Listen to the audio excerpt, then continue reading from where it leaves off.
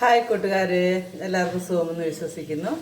ഇന്ന് നമുക്ക് വെണ്ടയ്ക്കായും ഉരുളക്കിഴങ്ങും കൂടി ഇട്ടൊരു റോസ്റ്റ് പോലെ വയ്ക്കാം. റോസ്റ്റ് നല്ല അതൊരു മെഴുക്ക് പുരട്ടി പോലെയാണ്. അത് നല്ല അടിപൊളി ടേസ്റ്റാണ്. അതിന് വേണ്ടി ഞാൻ വെണ്ടയ്ക്കായ ഇവിടെ കഴുകി അതിൻ്റെ വെള്ളമെല്ലാം തോർത്തി ഇങ്ങനെ റൗണ്ടായിട്ട് കട്ട് ചെയ്തെടുത്തിട്ടുണ്ട്. 1/2 ഇഞ്ച് ഇതിലെ വലിപ്പത്തിൽ കട്ട് ചെയ്തെടുത്തിട്ടുണ്ട്. പിന്നെ നമുക്ക് ഉരുളക്കിഴങ്ങ്, ഇതൊരു 1/4 കിലോ വെണ്ടയ്ക്കായുണ്ട്. പിന്നെ ഉരുളക്കിഴങ്ങ് ഞാനിങ്ങനെ ഒരു 1/4 കിലോ ഉണ്ട്. ചെറുതായിട്ട് കഴുകി ചെറുതായിട്ട് അരിഞ്ഞെടുത്തതാണിത്. സ്ക്വയർ ടൈപ്പിൽ ക്യൂബ് മാതിരി അത് അരിഞ്ഞെടുത്തിട്ടുണ്ട്. ഇനി നമുക്കിതെങ്ങനെയാണ് പ്രിപ്പയർ ചെയ്യുന്നതെന്ന് നോക്കാം. ഇതിലേക്ക് ഞാനൊരു കടായി വെച്ച് കൊടുത്തിട്ടുണ്ട്. കടായി വെച്ച് എണ്ണ ഒഴിച്ചു കൊടുത്തിട്ടുണ്ട്. എണ്ണ ചൂടായിട്ടുണ്ട്. നമുക്കിതിനകത്തോട്ട് പെരിഞ്ചീരകം ഇട്ട് കൊടുക്കാം. ആദ്യമേ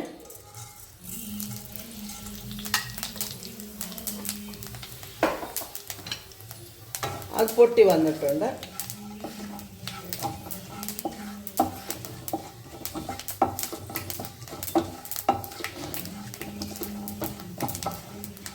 ഇതിനകത്തോട്ട് നമുക്കിനി നമ്മൾ അരിഞ്ഞു വെച്ചിരിക്കുന്ന വെണ്ടയ്ക്ക ചേർത്ത് കൊടുക്കാം.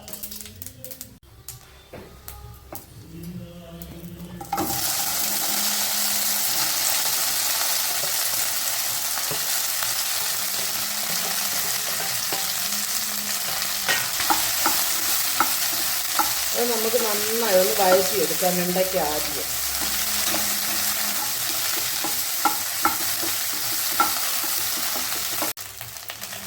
വെണ്ടയ്ക്ക ഒരുമാതിരി നമുക്ക് ഇങ്ങനെ സ്റ്റിക്കി ആയിട്ടിരിക്കുകയില്ല. അതൊന്ന് മാറിക്കിട്ടാൻ നമുക്ക് ലെമൺ ജ്യൂസ് ചേർത്ത് കൊടുക്കാം. ഞാനിപ്പോൾ ചെറിയ ലെമൺ ആയിരുന്നു, അത് കാരണം ഒരു ലെമൺ എടുത്തിട്ടുണ്ട്. നമുക്ക് അതും കൂടെ അതിൻ്റെ നീരൊന്ന് ചേർത്ത് കൊടുക്കാം.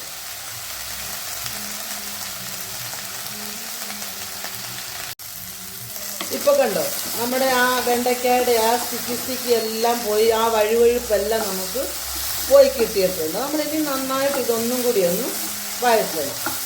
നന്നായി വഴറ്റിയതിന് ശേഷം നമുക്ക് ഉരുളക്കിഴങ്ങും ഒരു ചെറിയ സവാള, മീഡിയം സൈസ് സവാളയും കൂടെ ചെറുതായി അരിഞ്ഞ് അതും കൂടെ നമുക്ക് ഇതിനകത്തോട്ട് ചേർത്ത് കൊടുക്കാം.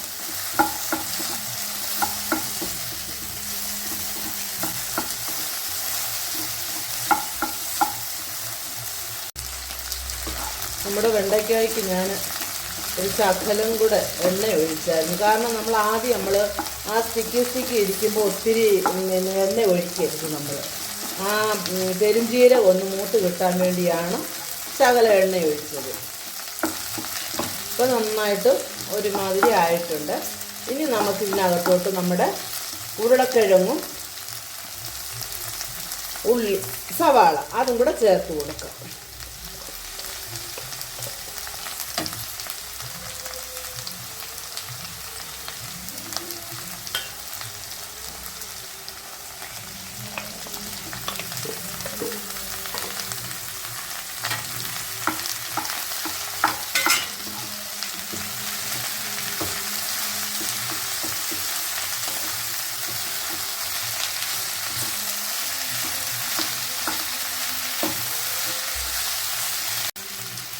അപ്പം നമുക്കിതിലേക്ക് ആവശ്യമായ ഉപ്പ് ചേർത്ത് കൊടുക്കാം.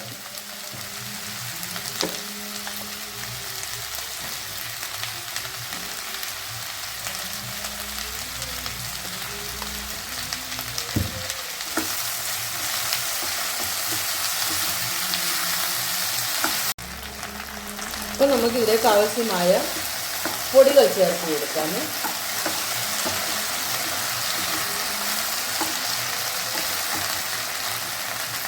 എരിവിനാവശ്യമായ മുളക് പൊടി. ഇപ്പം ഞാൻ കാശ്മീരി ചില്ലിയാണ് എടുക്കുന്നത്. അത് ഒരു 1.5 സ്പൂൺ എടുത്തിട്ടുണ്ട്, ചെറിയ സ്പൂൺ, അതുകൊണ്ട്. പിന്നെ വേണ്ടത് നമുക്ക് മഞ്ഞൾപ്പൊടിയാണ്. അത് ഒരു 1/2 ടീസ്പൂൺ ചേർത്തിട്ടുണ്ട്. പിന്നെ നമുക്ക് ഗരം മസാലയാണ് വേണ്ടത്. അത് 1 സ്പൂൺ ചേർത്തിട്ടുണ്ട്. നന്നായി നമുക്കൊന്ന് മിക്സ് ചെയ്യാം.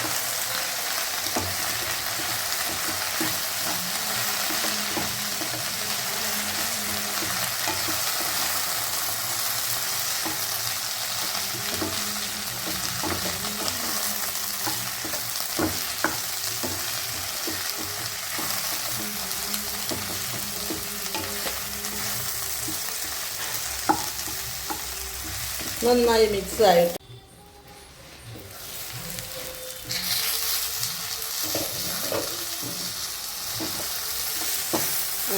നമ്മുടെ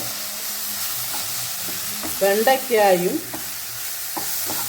ഉരുളക്കിഴങ്ങും കൊണ്ടുള്ള റോസ്റ്റ് അല്ലെ മെഴുക്ക് വരട്ടി, എന്ത് വേണേലും പേരിടാം, എങ്ങനെ ഇട്ടാലും ഓക്കെയാണ്. പിന്നെ ഒരു കാര്യം പ്രത്യേകം ശ്രദ്ധിക്കണം, നമ്മൾ എന്തുവാന്ന് ചോദിച്ചാൽ അടി കട്ടിയുള്ള പാത്രത്തിനകത്ത് ഇത് ചെയ്യാവുള്ളൂ.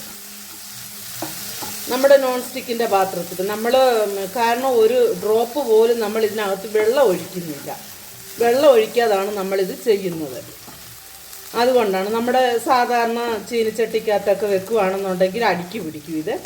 ഇപ്പോൾ കണ്ടോ, ഇത് അടിക്കൊന്നും പിടിക്കാതെ നല്ല ഇതായിട്ട് വരും നമുക്കിങ്ങനെയുള്ള പാത്രമാണെന്നുണ്ടെങ്കിൽ. ഇപ്പോൾ ഇവിടെ റെഡി ആയിട്ടുണ്ട്. നമുക്കിതിനകത്തോട്ടൊരു ശകലം കുരുമുളക് പൊടി ചേർക്കാം ആവശ്യത്തിന്. എരിവൊക്കെ ഓരോരോ ആവശ്യത്തിന് ചേർക്കാം കേട്ടോ. ഞാനിവിടെ ഒത്തിരി എരിവ് ഞങ്ങൾ ചേർക്കത്തില്ല, അതുകൊണ്ട് ഒരു ശകലം. പിന്നെ വേണമെന്നുണ്ടെങ്കിൽ നമുക്കിതിനകത്ത് തേങ്ങാക്കൊത്തു ചേർക്കാം, അതും ചേർക്കാം. ഞാനതൊന്നും ചേർക്കത്തില്ല, കാരണം ഞങ്ങളുടെ അച്ഛൻ ഇവിടെ ഉള്ള കാരണം അച്ഛൻ അതെല്ലാം പെറുക്കി അങ്ങ് കളയും. തേങ്ങാക്കൊത്ത് അച്ഛന് കടിക്കാൻ വയ്യാത്ത കാരണം, അതുകൊണ്ട് ഞാൻ ഇടത്തില്ല ഇതിനകത്തൊന്നും. ഇപ്പം വേണ്ട നമ്മുടെ വെണ്ടയ്ക്ക ഉരുളക്കിഴങ്ങ് റോസ്റ്റ് ഇവിടെ റെഡി ആയിട്ടുണ്ട്.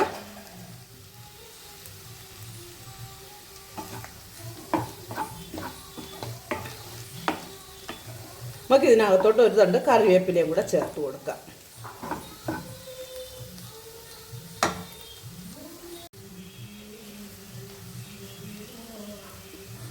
ഇച്ചിരി മല്ലിയിലയും കൂടെ ചേർക്കാം. മല്ലിയില ഓപ്ഷണലാണ്, വേണമെന്നുണ്ടെങ്കിൽ ചേർത്താൽ മതി, ഇല്ലെങ്കിൽ ആവശ്യമില്ല. ഒന്നുകൂടെ നന്നായി ഇളക്കിയിട്ട് നമുക്ക് ഇപ്പോൾ സ്റ്റൗ ഓഫ് ചെയ്യാം.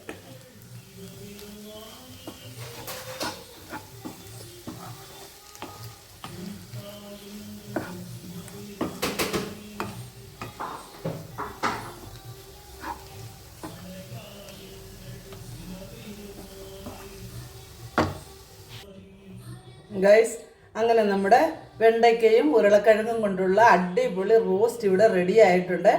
എല്ലാവരും ഒന്ന് ചെയ്ത് നോക്കുക. റെസിപ്പി ഇഷ്ടമായാൽ ലൈക്ക് ചെയ്യുക, ഷെയർ ചെയ്യുക, സബ്സ്ക്രൈബ് ചെയ്യാൻ മറക്കരുതേ കൂട്ടുകാരെ. വീണ്ടും ഒരു നല്ല റെസിപ്പിയുമായി വീണ്ടും കാണാം.